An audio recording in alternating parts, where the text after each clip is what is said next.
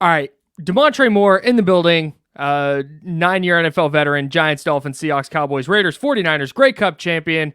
Man, heck of a resume for you. First team All SEC at Texas A&M. Thank you for stopping by, man. This is really great. Well, I appreciate that. Appreciate that, man. So I off the top, like this is a 49ers podcast. We'll spend plenty of time talking about them, but I got to ask you spent some time with the Seahawks. And Pete Carroll on we're recording this Thursday. Pete Carroll on Wednesday or Tuesday, one of those days, mutually parted ways with the Seahawks. He's no longer going to be their coach. What do you remember about Pete Carroll? What type of coach is he? Just give me your thoughts on him. Oh man, what do I think about Coach Carroll? First of all, his resume. My thoughts don't matter. His resume is timeless. It's endless. Between all the high caliber players that he had coached, the winning tradition that he's done, and he brought there. We're talking about 14 years with one organization, like, and to bring that organization multiple Super Bowls, conference championship, like the list goes on and on. But not. Let's take a little. I'm gonna take a deep diver, like a deep dive into. Man, see, I'm thinking about his legacy. It got me speeched up and choked up where I'm stumbling over my words. But let's take it away from the football side of it. I want to talk about Pete Carroll, the man, the myth, the legend. Like he's arguably, in my opinion, the GOAT. Like especially as far as what I've seen, he's by far one of the best head coaches I've had. He dives into every single player. He truly embodies the old traditional phrase of where you saying you treat the top like you treat the bottom from start to finish. If it's from Earl Thomas, Cam Chancellor, Cliff Averill, all the way down to my boy Stan, the head chef in the kitchen over there. Like Pete interacts with everybody. It's all about competition. He's always smiling, and he truly brings the best inner you out of you. Like even when you don't see it. Like I remember he picked me up 2 separate times in my career to where people labeled me as a hothead or just my career was done. But the NFL stands for not for long, and coaching standpoint and player standpoint, especially from our. And when the ship was supposed to be sailed, that captain turned around and was like, hold on, hey, at ease, sailor. We need this guy on our vessel. And if it wasn't for him, I wouldn't have been able to revive my career and do all those things. And the one thing that he told me when I get here, he said, man, I don't care about you or what you've done in the past. I care about you as the man. And if I can help you be a better man, naturally you're going to be a better player. And when you're a better player, your energy and my energy, we're going to do good to my track. So let's do great things. And hit me with a crazy smile. And I tell that story because it's not everybody. If you look these last few days on the internet, from Tyler Lockett, Cliff Averill, Richard Sherman, Red Brown, Shaquem Griffin, like there's a plethora of players that have been sending out there, congratulations, thank you. And the one thing that you see in all these comments are people thanking them for being a man or taking a chance. And that's the one thing that I feel that you're missing in this game is connecting the football player to the human being. And the one thing about him that separates him from other coaches, which there are very few that can do that, he brings that in together to where he connects the human being and the player. So now once you're in one and your whole ship is in one, you can go out there and play lights out football. So my hat goes off to him. I know I'm starting to ramble now, but salute to what he's done in his career. And I'll leave you with this one quote that I heard from my friend. We were playing a game. He said, there's not too many lifers around here. And he was like, to earn that title, that credential, Bill Belichick is another one. He's one. Like, Nick Saban with him retiring. You don't just let these guys leave without trying to keep them there in some form, in some aspect. He's put his heart, soul in there. And for them to part ways mutually to give him a different title, they said, hey, you built enough in that foundation, but we want to make sure you're still there. So that's a testament to him, especially in the NFL where it stands not for long. Man, it's wild because I, grew up a 49er fan. And the peak of that Niners-Seahawks rivalry, I was like peak sports fandom, right? Like 20, 21, 22 years old. I hated Pete Carroll. I also can't stand USC, right? So like him going there to Seattle was like, man, I can't stand this guy. But then all these stories, the one you just told is unbelievable. And like you said, you go down the list and there's not a single person I've seen who's been like, meh, I don't really like him. Like every Exactly. person talks about that personal connection, and honestly, it's hard not to have a soft spot for the guy now. Like I kind of rock with him now. I understand. He's kind of like I would say the Andrew Luck of football coaches, if that makes sense. When you would tackle Andrew Luck or hit him, he was that guy that never had anything bad to say, wasn't aggressive. Like you go over there and put a good hit stick on him. Next thing you know, Andrew Luck is getting up. Hey man, great job. That was good. I need to get better here. You've seen that. How do you react to that as a defensive player? Is that like you're stumped? Especially for me, I'm a big trash. Like I'm an avid trash talker. So for me, it's like, oh, wow, yeah, that was a great hit by me. Thank you for the compliment. nice, man. Like, I'm sorry, and it stumps you. Like I don't know if it's reverse psychology thing, but I was thinking like, hey, this is chess and not checkers. He's doing this, but that's genuinely him, and everybody does that. So to get back to my point, Pete Carroll is the same way as far as coaching wise and this and that. Like you said, you hate him because he wins and he's effective and people talk nice about him. But when you go down and really look at it, you can't find one player, like you said, or it was cool, but I didn't really like it. Like everybody's had that experience. Even if they didn't like the playing time situation, this and that, they still talk about how he related to them as a player. And that was the one thing he said, I don't want to bring anybody in here. Mo Kelly, who's the player development guy over there, I talked to him and have a great relationship with him. But he told me about the one thing that Pete said before he got the head coaching job there, because he was there for both different areas. The head coach previous before Pete Carroll, and then once he got there. And Pete told him when he first came in, I'm going to keep you on staff, but this second go around, I'm going to do it my way. And my way is incorporating the player, actually caring about the person. And once I care about the person, I can build a culture here to where my culture can be self-sufficient enough to run itself. I don't have to say anything because you got those veteran guys stepping up, taking control. And like they said, I use it. I'm a walking book of cliche, but they say the ship only goes as far as your captain. Well, when your captain is 70 years old or 70 plus out there still running, racing people, competing, and doing 7-on-7 drills, being very active, is contagious, is infectious, and it's going to go over to the plate. And with that being said, yes, he's leading everything, but also he even groomed a lot of people to take that on to where he don't have to lead the whole time. Sometimes he can just sit back and you'll hear the vet guys say, all right, let's get ready for competition Wednesday. So once again, just a testament to him and just who he is as a person. I'm going to shift gears here and get over to the 49ers. You mentioned Pete Carroll being one of the rare like NFL lifers. And like you say that I was trying to think of some as we were going through there, and there's not a lot. So what I want to ask you 49ers related is, do you think Kyle Shanahan is one of those guys or will be one of those guys? And if not, or if so, why? And if not, why not?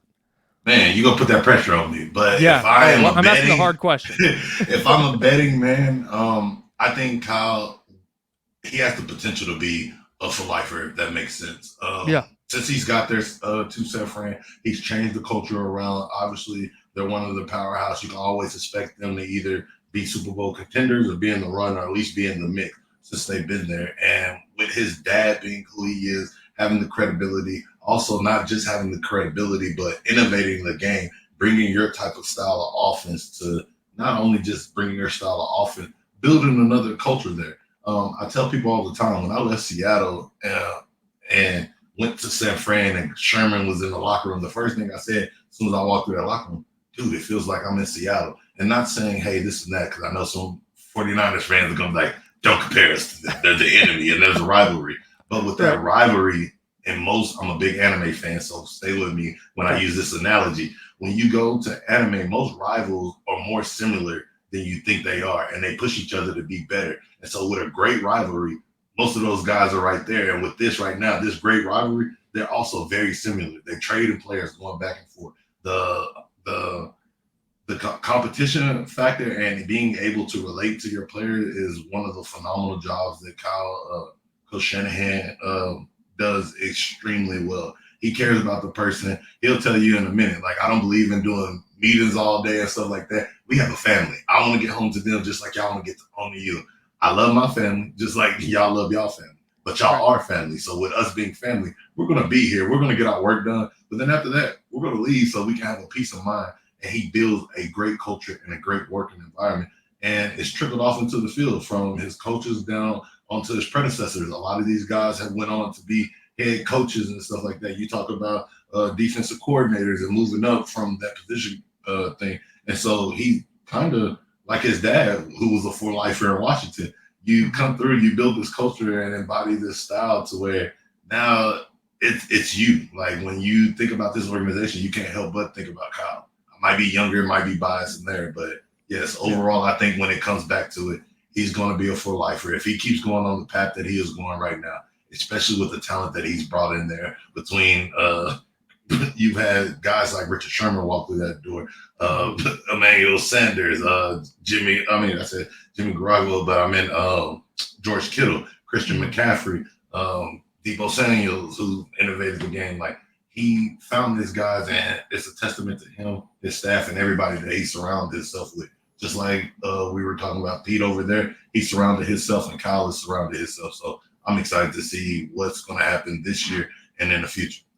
You mentioned the culture in San Francisco, and I remember very distinctly hearing that after you left the 49ers, you were still in the defensive line group chat. Is that the case? Yeah, I was.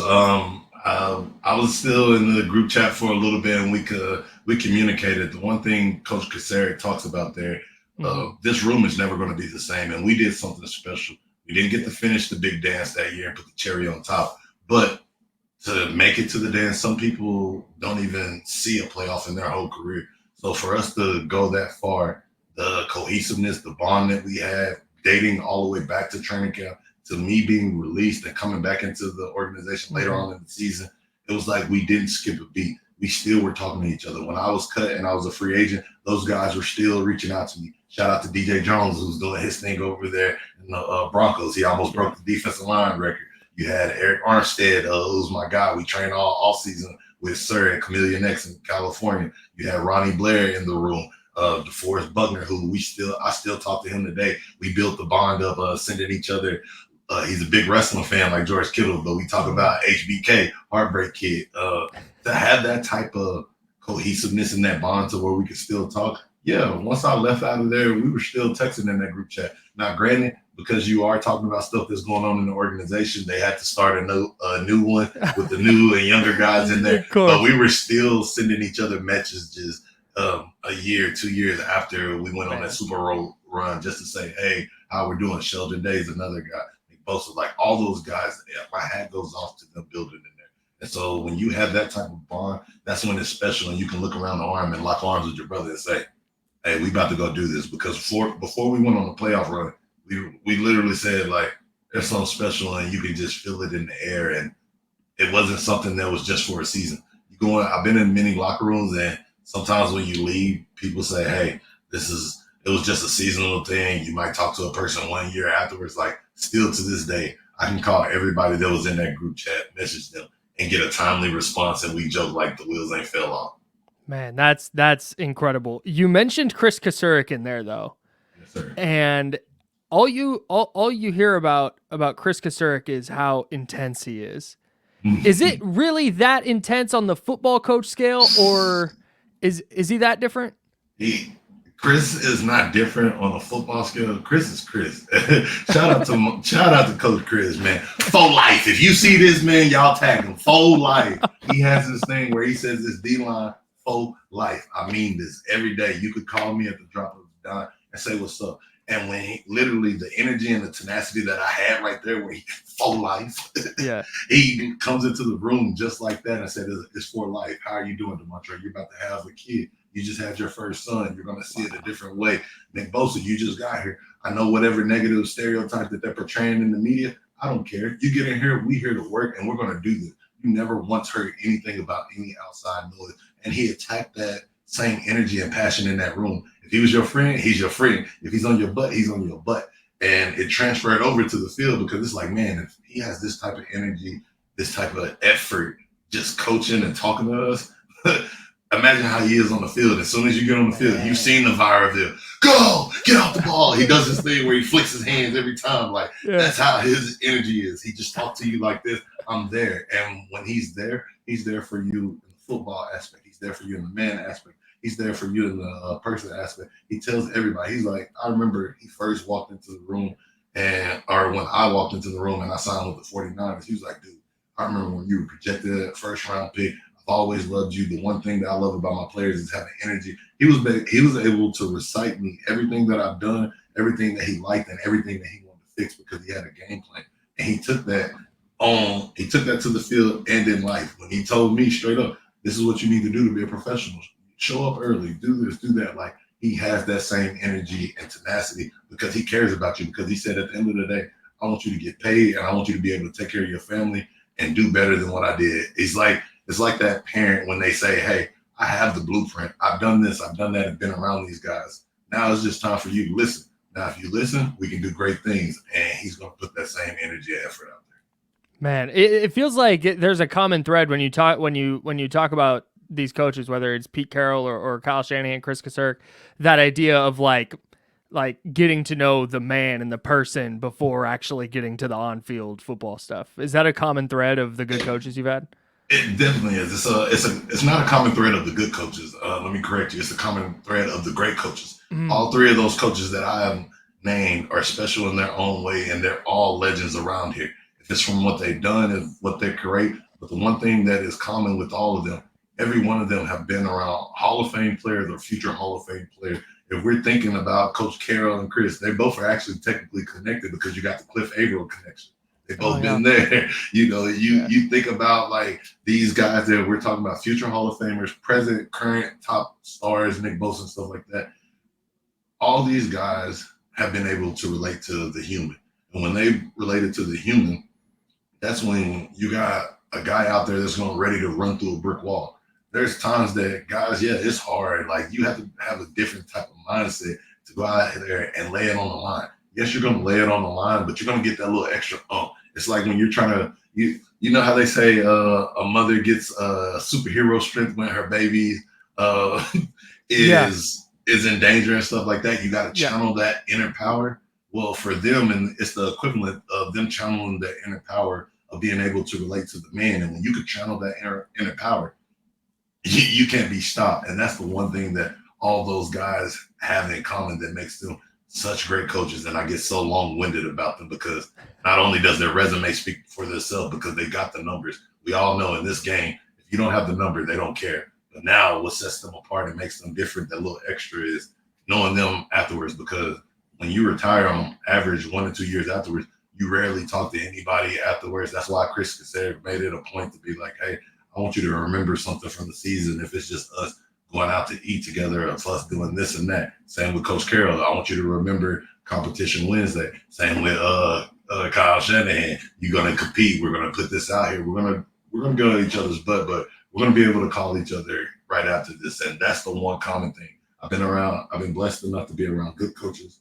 Those three guys that I mentioned are great coaches. Then I've also had some coaches that aren't as good as the other ones, and they don't share those qualities. And so the guys that I typically put in that great category, which is in consensus with everybody else, that's the one quality that they have as far as relating to humans. Just while we're on the subject of different coaches, so this is something I've always kind of wondered, because as a layperson, I can understand when a team brings in a new offensive coordinator, or if a wide receiver goes to a new team, or if a quarterback goes to a new team. I can understand very, very easily, like my mind can picture how things could be different for them. Like in a new offense, new terminology, different scheme, whatever it is.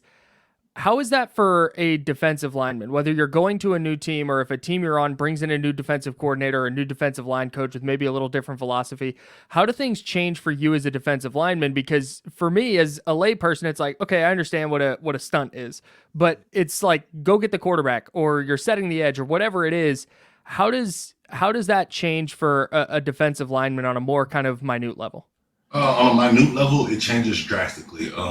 Any football position, it changes drastically. If it's from the kicker, you happen to know the wind trajectory, his angles, and the placement of the ball. If it's from a long snapper snapping the ball back there, knowing that he has to get no laces, I have to snap the ball this way to get back there. And with the receivers and the quarterback. So just for me not even playing those positions, I know those things. We break it down on a defensive defensive lineman level and what we see, I could be here for hours talking about that. I can be talking about us playing in a 3-4 scheme. I can be talking about us playing in a 4-3 scheme and technique. And your 4-3 scheme is going to be, hey, line up, go get the ball, straight head, fast nose, smash mouth football. 3-4 is going to be a little bit more finesse. You can play with your hand up, hand down.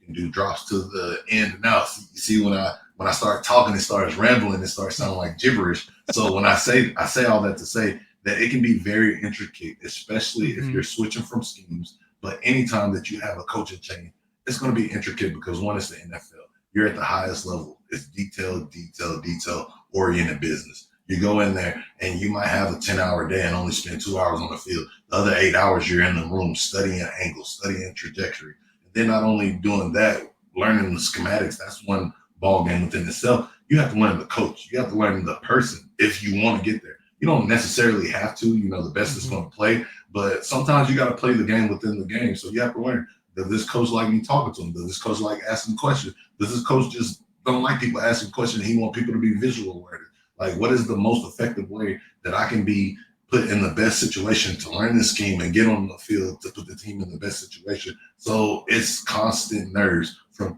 schematics, learning the person, and then not only just learning the person, implementing it when you go out there. So, and then I guess the icing on the cake would be the last thing,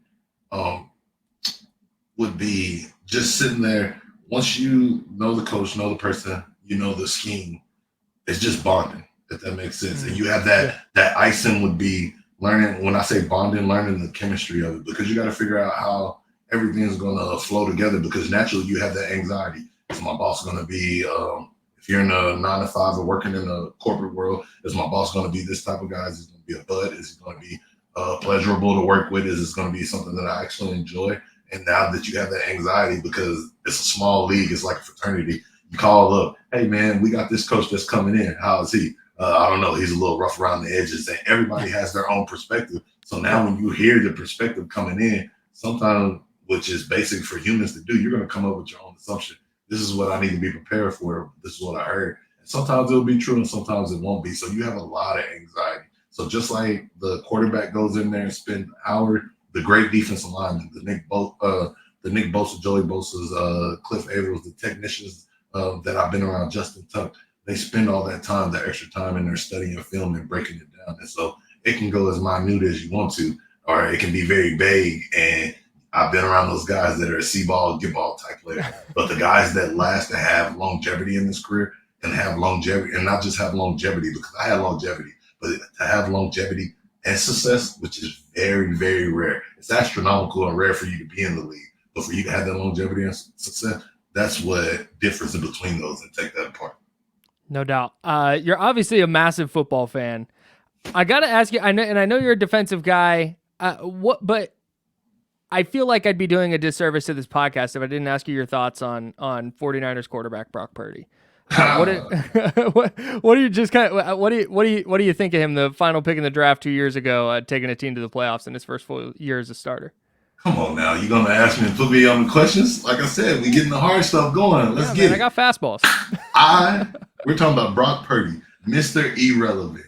I love this guy. I don't care what people are talking about, game managers, game changers.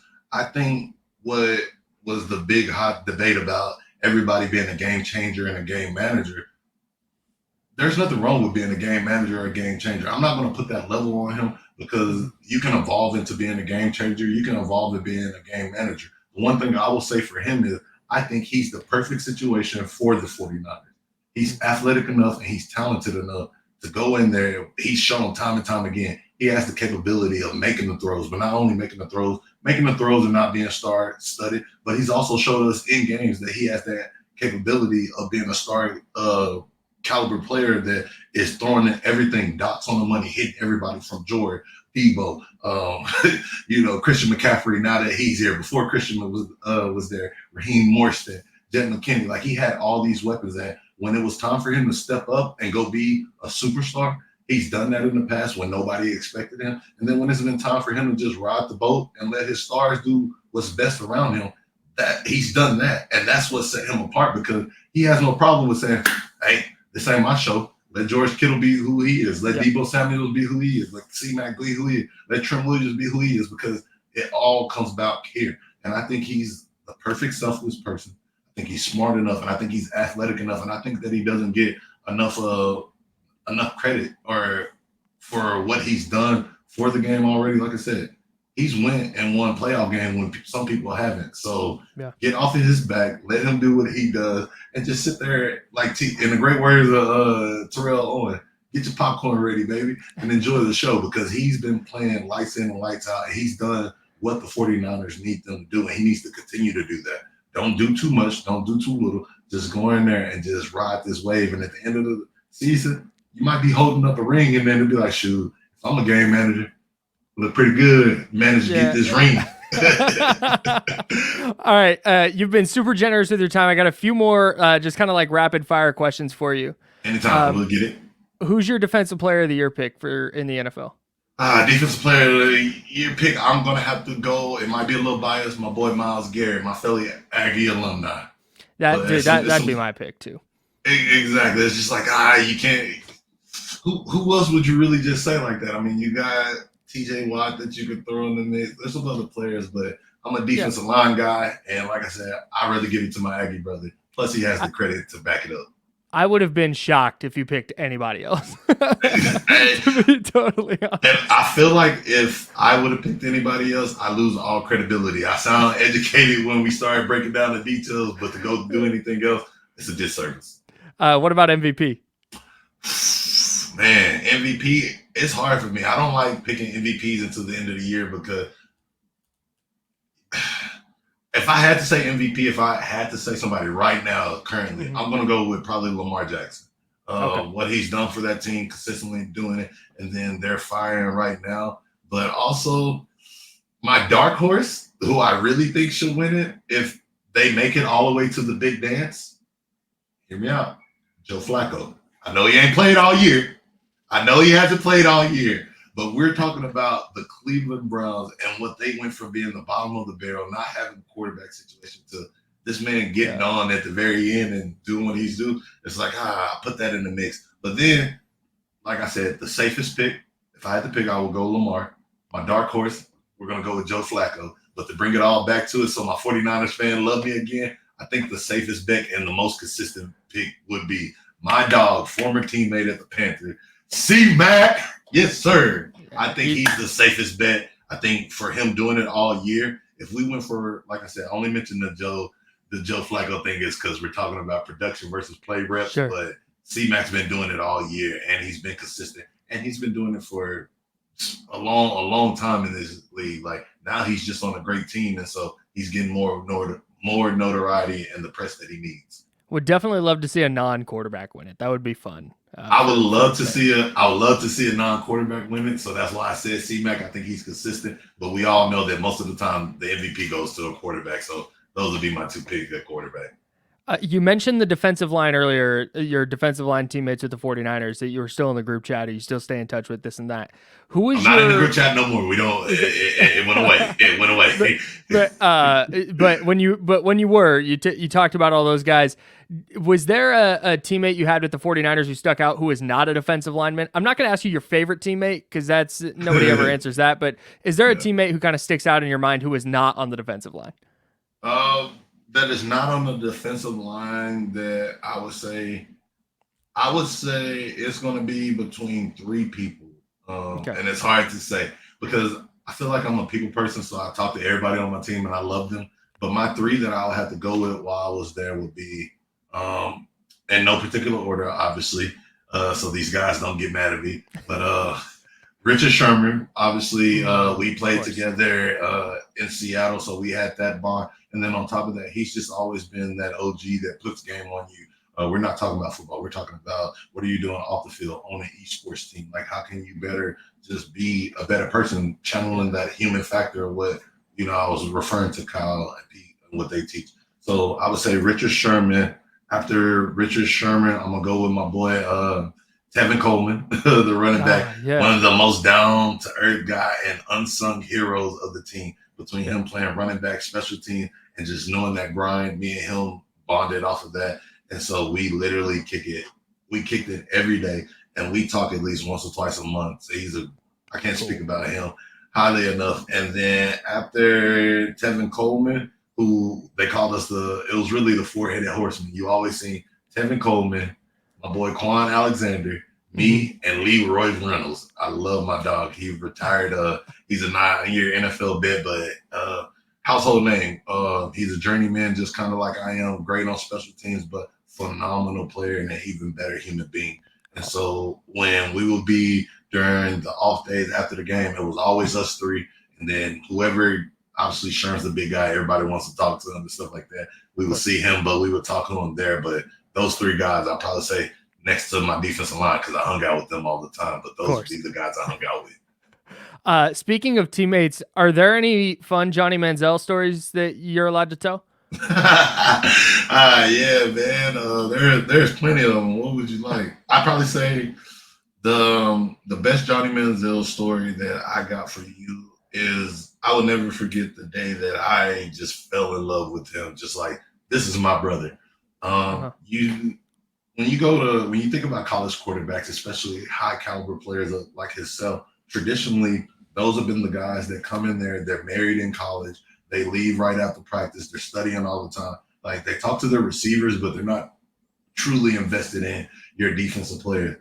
I will never forget that when Johnny was a rookie, he came up there, and after practice, the defensive linemen are in there. We're joking around like we're always doing. We're talking trash to the offensive lineman, and Johnny comes out the shower, and he gets dressed, and he just sits over there and literally starts shooting the crap with us and just starts joking, roasting with us. And, most of this time, like, people will be dressed, they'll be leaving, they'll go study film, they'll go deal with this and that. Like, he was one of the guys and never changed. And so for me to be sitting here like, hey, Johnny, you better, hey, all right, superstar, you sure you want to be in here with us commoners? Like, we roasted. Yeah. And he's like, D, I don't know what you talking about. I hold my own. And I'm telling you, he started letting them go. And I was like, my bad, brother. You're here with us. And so I just say that goes to show you how down to earth he was. He never cared if you were like, I talk about those great coaches and Pete Carroll and Kyle Shanahan, Kris, about people treating people from the top to the bottom. He treated people from the top to the bottom. Even when he was on his Heisman race, he still stayed in the locker room, roasted with us and joked with us. And so that would be my story that I like to get out there and just talk about how cool he is as a person and being there and being humble. You mentioned that you're a big trash talker on the field. Did you ever have like a favorite like moment, or two, is there a person that you liked to talk trash with the most? I like to talk trash to anybody. Anybody that knows me or been a teammate, they'll be like, hey, you put Damontre in the phone booth, I promise you he going to be arguing in 10 minutes within his cell. So for me, I think it was kind of that competition factor of where you want to do it. So I didn't discriminate. The way my trash everybody got it. It was rated E. It's like a video game. Anybody and everybody can get it. Viewer discretion is advised. Right. So with that being said, I thought it was rated E. Hey, I'm a can man. Everybody can get it. Now, with that being said, I would say the funniest moment that I had as far as trash talking. Yeah. Man, I'll bring this one out. And it relates to my 49ers. Great. My dog, Trent Williams, I know him. We talked in the offseason. We cool. I say, what's up? I don't talk to him like that all the time, but I don't know if he remembers this, but I was a rookie. And I remember Justin Tuck, Jason Pierre-Paul, Mathis Kiwanuka, Big Sean Rogers, all in the room talking about, man, y'all don't know about Big Trent Williams. Big Trent Williams will go out there, he'll put these hands on you. He'll do this, he'll do that. And Cullen Jenkins, who was on the team at the time, he was a big jokester. And he was like, man, it's crazy. I'll never forget. He said, this dude is strong, athletic, one of the best, in my opinion, in the game. And this was early in his career, this, like I said, my rookie year. He said, but he has the most high-pitched voice that you've ever heard. And I was like, And at this time, Pirates of the Caribbean came out, and I'll never forget that they had the big pirate on there at the end of it when all the pirates are talking about, hey, we're going to go to war. We're doing this. You have the mean guy over here. The biggest guy in the room gets up, and he said, so we go to war. And you're like, I did not see that voice coming from him. I kid you not. They said that. So we fast forward. We get to the game. We're going in there, pass rushing, doing my thing. talking trash like I do. You suck. You can't block me. You can't do this. And Trent has this dark visor on. He looks at me. Hey, rookie. Shut up. You don't know who I am. I don't even know who you are. I'm like, I look over at the D-Top. I said, dang, he talking to me? Boy, shut up and put some bass in your voice before you talk to me. Don't worry about it. I'll get you. And obviously, I'm exaggerating. Trent, if you see this, please don't. Hey, we boys, bro. I love you, big bar. Hey, stay strong. But anyways, he goes back and he said, don't worry about it. We'll see at this rep. So in my head, I'm like, I'm about to fire him and I'm about to give him everything because, people weren't thinking that I'm 245, 250 as a rookie, soaking wet. Yeah. So I'm like, I'm going to catch him off guard with speed and power. When I made contact with him, when I tell you, think about those old kid commercials and you see stuff go like this. I hit him and I said, It felt like a cartoon. My body just did this real quick. He hit me with a stone wall. Like, I promise you, in the name of the Father, Son, Holy Spirit, he put it on me. And I said, oh! And my legs went numb, but I had my arms, and I'm still arms locked out, but feet dead. And he lets me go, and he said, yeah, keep talking. I said, I ain't hurt. I don't care what you say. I run to the sideline, weak legs, noodle legs, and Justin Tuck looks at me. He said, hey, Rook, welcome to the league. So what you talking about? I think I might be a concussed, man. I wasn't let him talk to me like that, man. And then with his voice, that's what made it worse. Well, it was my welcome to the league moment. I was like, hey, don't judge a book by its cover. Obviously, he looks the size, but if you heard his voice, you'll be like, hey, I can take it. But after that, it's a wrap. Easy. And it's 10 years later, and he's still doing it. 10 years later, still doing it, still being a dominant force. So, hey, Trent, it's all love. I know I'm joking with you. You the man, bro. I don't know, no problems. Do you remember your first sack? My first sack, yes, I do. We played the Steelers preseason. I'm sorry. First regular season sack. Oh, dang. Why you got to do it like that? I believe my first regular season sack was, I believe it was against Tony Romo, if I'm not mistaken. We played, if I'm not mistaken, yes. And I actually have the picture. It's a little weird. Y'all bear with me. I'm gonna mess up my setting right here. Oh, I actually have the picture right there. Oh, there you go. Yeah, young man. So you gotta live. Awesome. You gotta live in that moment. So yeah, I don't have that many career sacks, but the ones I got some big names under my belt. Tony Romo, Kaepernick, Mike Vick. You got Kirk Cousins. I got Kirk Cousins up under there. I got a sack force fumble against Kirk Cousins. So nice. Yeah, got a few of them. Nice. How has it been? So you're a Grey Cup champion in the Canadian Football League. You're playing for Calgary this year in the CFL. I had somebody explain some of the CFL rules to me one time. I don't get it.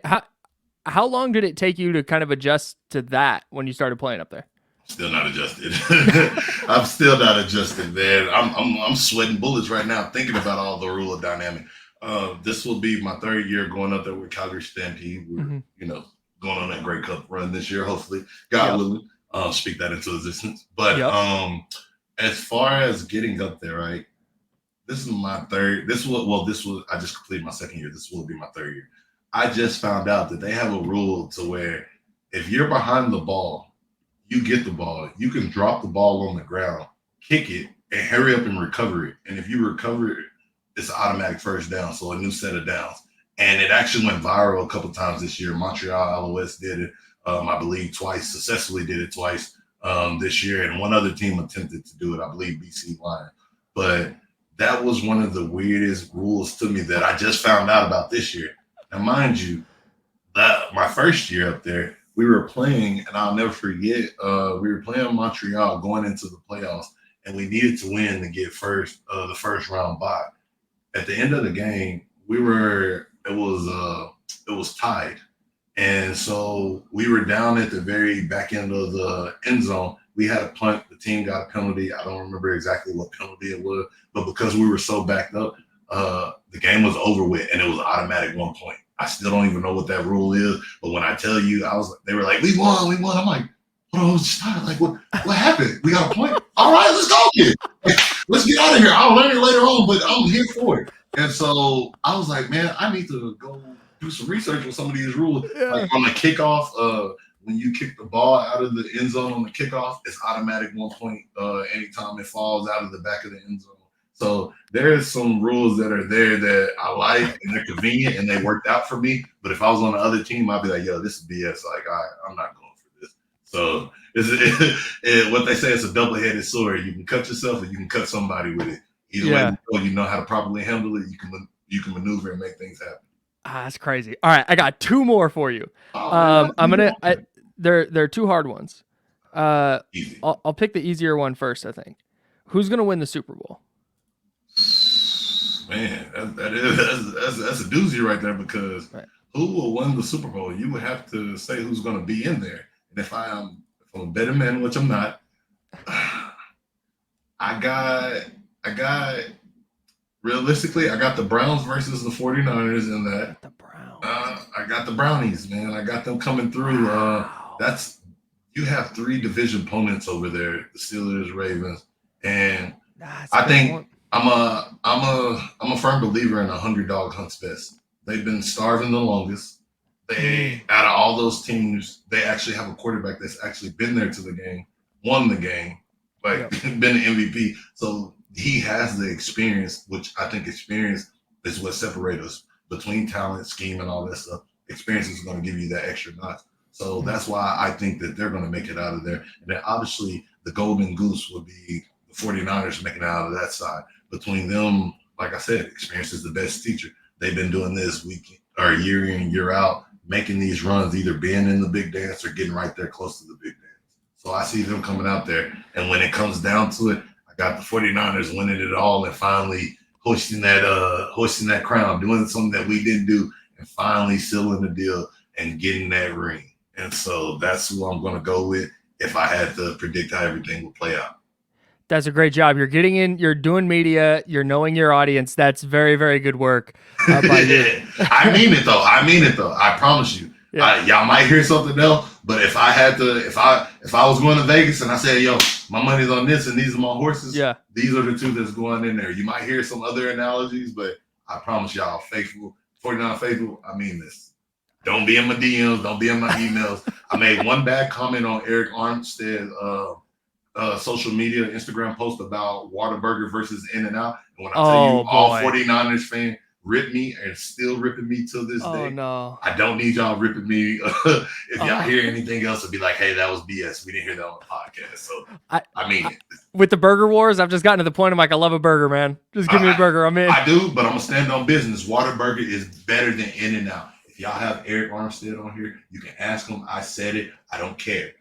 Whataburger over In-N-Out. Everybody hear me. This interview's over. We're done. Hey man, I understand. Hey, it is what it is. I respect that you're standing on business. Yes, sir.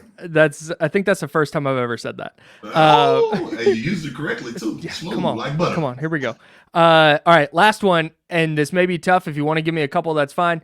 My wife is into anime. I am not. If you were giving me one anime to watch to get into it, which one should I watch? If you're getting into anime, I'm gonna be biased, and I think the best answer would be it's two. I'm gonna go with two. Go with Dragon Ball Z first. I'm a big avid Dragon Ball Z fan. Just the storyline.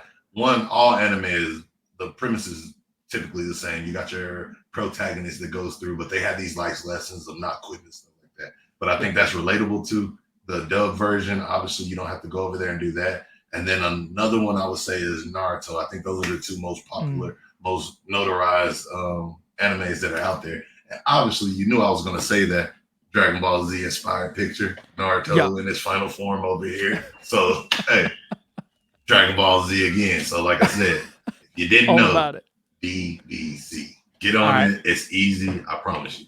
I was into it a little bit with my brother as a kid, but I didn't keep up with it.